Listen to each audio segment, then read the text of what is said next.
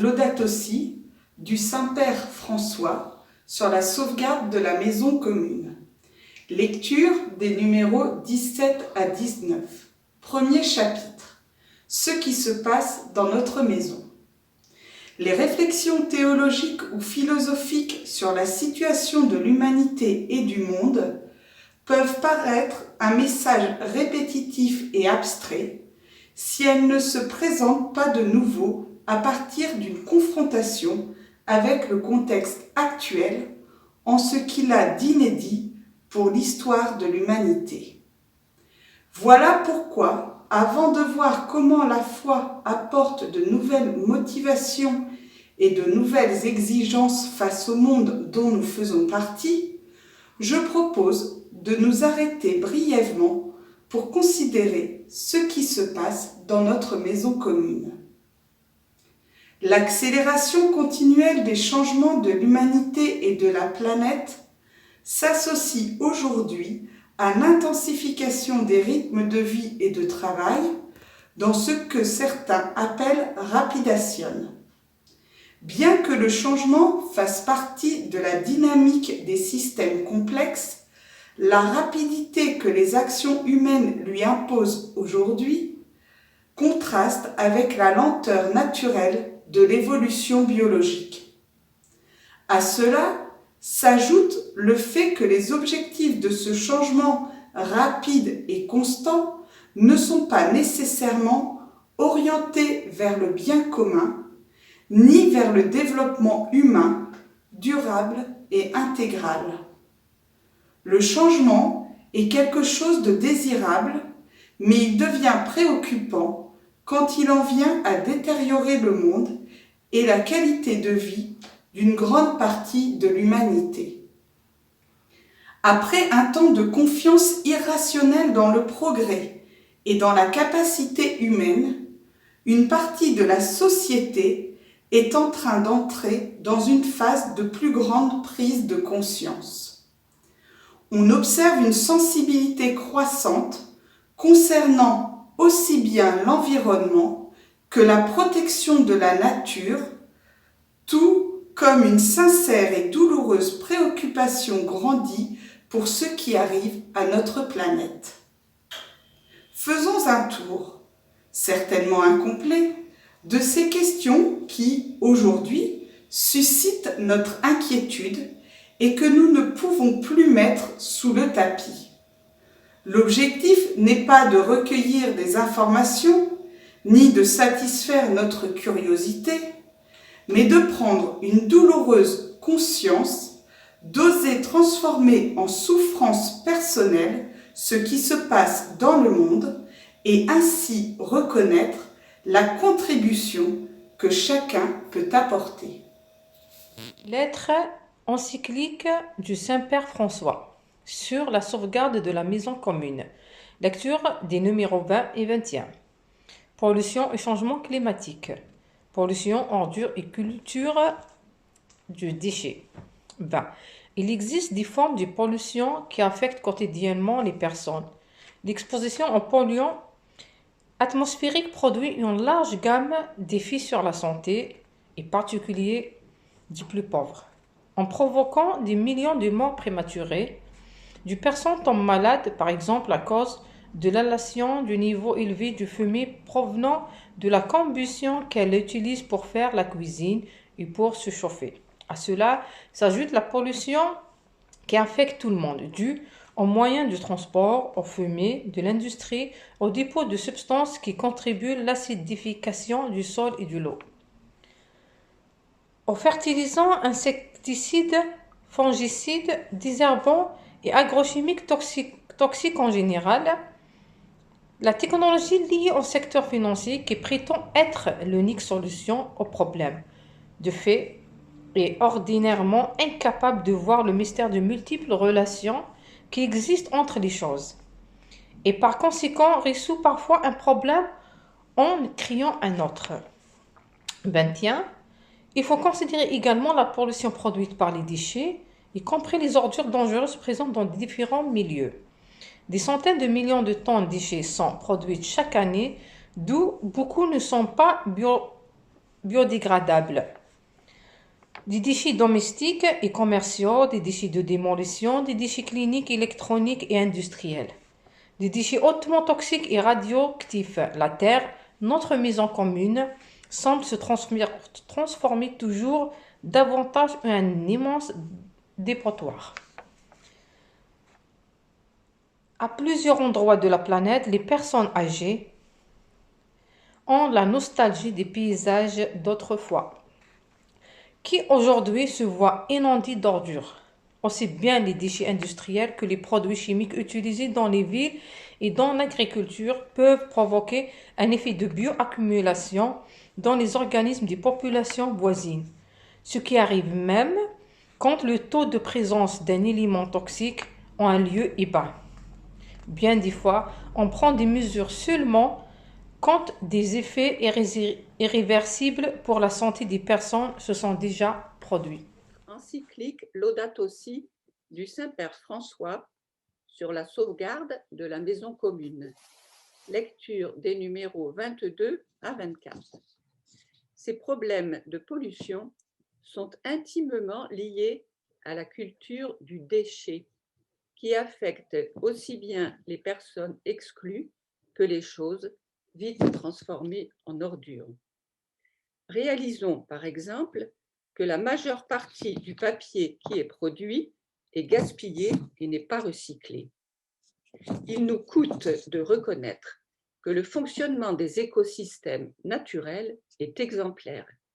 Les plantes synthétisent des substances qui alimentent les herbivores.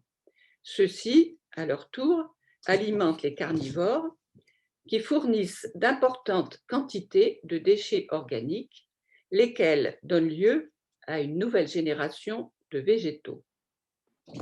Par contre, le système industriel n'a pas développé en fin de cycle de production et de consommation la capacité d'absorber et de réutiliser déchets et ordures. On n'est pas encore arrivé à adopter un modèle circulaire de production qui assure des ressources pour tous, comme pour les générations futures, et qui suppose de limiter au maximum l'utilisation des ressources non renouvelables, d'en modérer la consommation, de maximiser l'efficacité de leur exploitation, de les réutiliser et de les recycler. Aborder cette question serait une façon de contrecarrer la culture du déchet qui finit par affecter la planète entière, mais nous remarquons que les progrès dans ce sens sont encore très insuffisants. Le climat comme bien commun. Le climat est un bien commun de tous et pour tous. Au niveau global, c'est un système complexe avec beaucoup de conditions essentielles pour la vie humaine. Il existe un consensus scientifique très solide qui indique que nous sommes en présence d'un réchauffement préoccupant du système climatique. Au cours des dernières années, ce réchauffement a été accompagné de l'élévation constante du niveau de la mer et il est en outre difficile de ne pas le mettre en relation avec l'augmentation d'événements météorologiques extrêmes, indépendamment du fait qu'on ne peut pas attribuer une cause scientifiquement déterminable à chaque phénomène particulier. L'humanité est appelée à prendre conscience de la nécessité de réaliser des changements de vie, de production et de consommation pour combattre ce réchauffement ou tout au moins les causes humaines qui le provoquent ou l'accentuent. Il y a certes d'autres facteurs comme le volcanisme, les variations de l'orbite et de l'axe de la Terre, le cycle solaire. Mais de nombreuses études scientifiques signalent que la plus grande partie du réchauffement global des dernières décennies est due à la grande concentration de gaz à effet de serre, dioxyde de carbone, méthane, oxyde de nitrogène et autres, émis surtout à cause de l'activité humaine. En se concentrant dans l'atmosphère, ils empêchent la chaleur des rayons solaires réfléchis par la Terre de se perdre dans l'espace. Cela est renforcé en particulier par le modèle de développement reposant sur l'utilisation intensive des combustibles fossiles qui constituent le cœur du système énergétique mondial. Le fait de changer de plus en plus les utilisations du sol, principalement la déforestation pour l'agriculture, a aussi des impacts. À son tour, le réchauffement a des effets sur le cycle du carbone. Il crée un cercle vicieux qui aggrave encore plus la situation, affectera la disponibilité de ressources indispensables telles que l'eau potable, l'énergie, ainsi que la production agricole des zones les plus chaudes et provoquera l'extinction d'une partie de la biodiversité de la planète.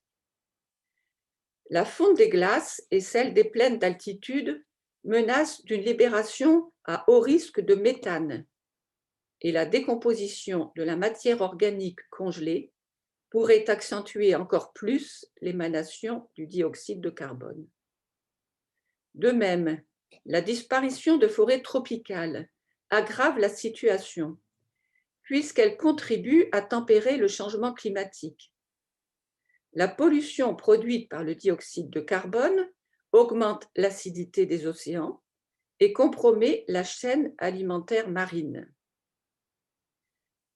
Si la tendance actuelle continuait, ce siècle pourrait être témoin de changements climatiques inédits et d'une destruction sans précédent des écosystèmes avec de graves conséquences pour nous tous. L'élévation du niveau de la mer, par exemple, peut créer des situations d'une extrême gravité si on tient compte du fait que le quart de la population mondiale vit au bord de la mer ou très proche et que la plupart des mégapoles sont situés en zone côtière. Le changement climatique est un problème global aux graves répercussions environnementales, sociales, économiques, distributives ainsi que politiques et constitue l'un des principaux défis actuels pour l'humanité. Les pires conséquences retomberont probablement au cours des prochaines décennies sur les pays en développement.